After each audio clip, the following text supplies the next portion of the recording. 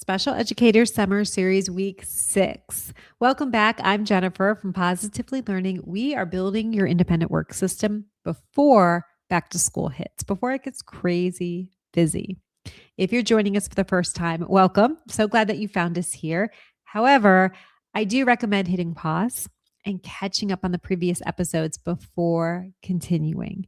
This is week 6. If you click on playlists, the very first playlist is the summer series. You can quickly watch through the 5 videos, binge watch them.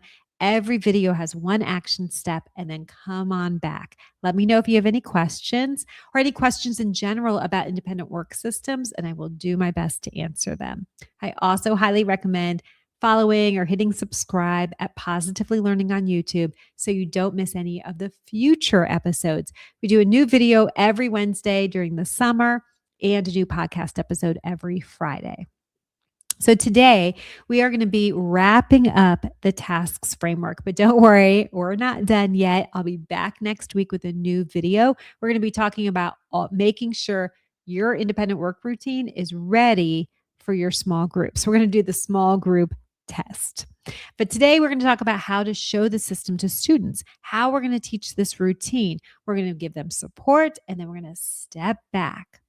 The next slide is a bit of a jump scare, so I have warned you. Every August or during back to school, teachers might experience something like this. They've built a system, they've done the prep work, maybe they set up a shelf or a cart. They've created finished bins and visual schedules and work systems, all those things we talked about last week. And then school starts. And on the first day or the first week, or maybe it's the second week, they put the tasks out, they let students explore, and students get to work. And students don't know what to do. Not because you've chosen the wrong tasks, but they haven't been taught how to use the system. And it might not make a lot of sense. Maybe these are students you've worked with in the past. You've seen them use tasks. These are at their independent level.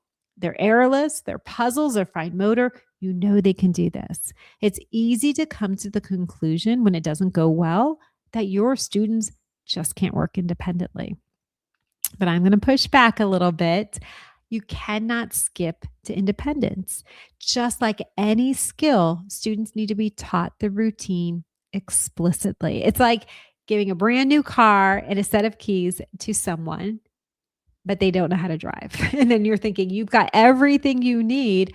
Why can't you pull out of the driveway? Same exact thing with independence. Even if it's at the student's independent level, they still need that explicit instruction step by step on how to go through the routine. So that's what we're talking about today. Now, if you've been following me for a while, you know I like to keep things very, very simple, both in the classroom and just for myself. My motto is we can always add more later. So when you look at this simple process, you might think, okay, got it. That looks simple enough. It looks like something I've done 100 times before. But what I want to do is go through each of these steps. It looks like it's 4 steps, but it looks like 3 because 1 repeats. But there's a little bit of a difference with these steps. So please hang in there with me. I think they're going to be really helpful. So this is the system that I would show students. This is the step that makes everything else in this series that we've been talking about so far actually work. So the 4-part series is modeling, practicing some more, and then we reach independence. There is no timeline for moving through this sequence. It might feel really tempting to skip it, but I definitely do not recommend it. So let's go through it step by step very quickly. Step 1 is modeling. I know you know what this means. You're going to do the task and your students are going to watch. So I highly recommend, if at all possible, you're sitting down in the independent work area. You're going to pick up the first task. You're going to work through the whole thing out loud, narrating every step. You're going to talk about where did you start? What do you do when you're not sure? Where do the pieces go when you're done? And what comes after you're done? You are showing your students with your own hands exactly what this is going to look like in real time. And it seems so simple. You might feel silly doing it. Please resist like sarcasm, joking around.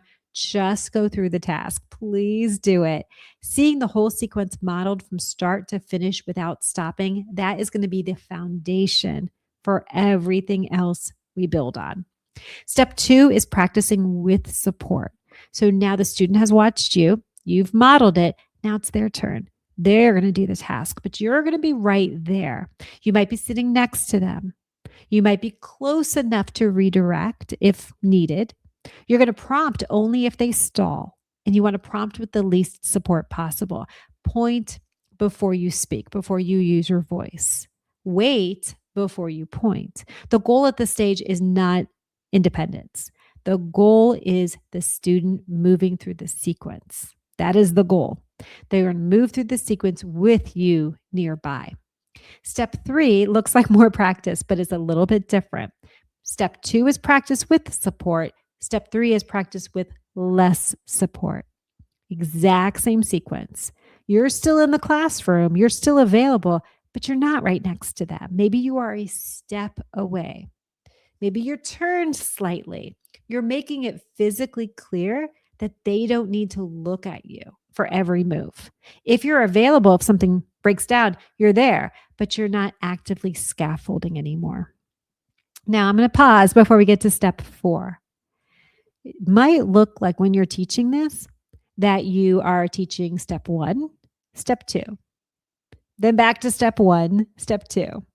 Then maybe it's step 1, step 2, step 3, step 2, step 3, step 2, step 3, and so on. It's not necessarily going to be linear. And if you think it's going to be linear, you might be a little disappointed when you get to step 4, which is independence. This is when you are in the classroom, but you're somewhere else. You might be working with another student, with a small group. You're across the room, and the student is working through the system on their own because the system was taught, not just set up. Please do not skip to step 4. There is pressure to skip to step 4. The school year has started. There's 17 things happening at once, and stopping to do these steps, that's time that you just do not feel that you have. However, I know that if you're taking the time to get through steps 1 through 3, however long it takes for students to get through them, skipping those days could cost you the rest of the year in redirection and in re-explaining. Students who never quite figure out the system, how it works, and then they need you every single time. I had a teacher, I love to do case studies from the Task Box Club. I had a teacher who did not have high success with students completing independent work without her constantly prompting. She had students finally working through tasks from start to finish on their own after she had slowed down and explicitly taught the routine, instead of just putting tasks out there for them to do. The tasks were similar to the ones she'd used before, but what was different was that she took that time to show students exactly what to do. Now, I do want to say something here that applies to everyone in the classroom, not just your students. This same teaching sequence would work for other adults. Let's say you have paraprofessionals in the classroom. And maybe it was last year, maybe you're thinking ahead. If you ever had a paraprofessional running an independent work system and it falls apart, like the para ends up sitting next to each student and maybe prompting them a lot through each task, I would suggest that's not a paraprofessional problem. It's a teaching sequence problem. Maybe that paraprofessional was never shown how the system runs. So then they're filling in the gap the best way they know how. So we want to show everybody in the classroom the same way we show students. We want to model it. We want to let them practice with you there. You want to let them run it with you nearby. And then you want to step back. A paraprofessional or another adult who understands that system, who knows what to do when a student stalls, who knows how to prompt with the least support, how to keep it moving, that's a paraprofessional who can run your independent work block while you're in a small group. That is the goal. The system is going to run the room, but everybody in the classroom, young and old, need to be taught it. I do have one example. We talked a little bit about this last week. about how this could be presented. This is something that you could display in your independent work system area. This is something you could print out quarter size and tuck in your task boxes or tape to the desk or the table.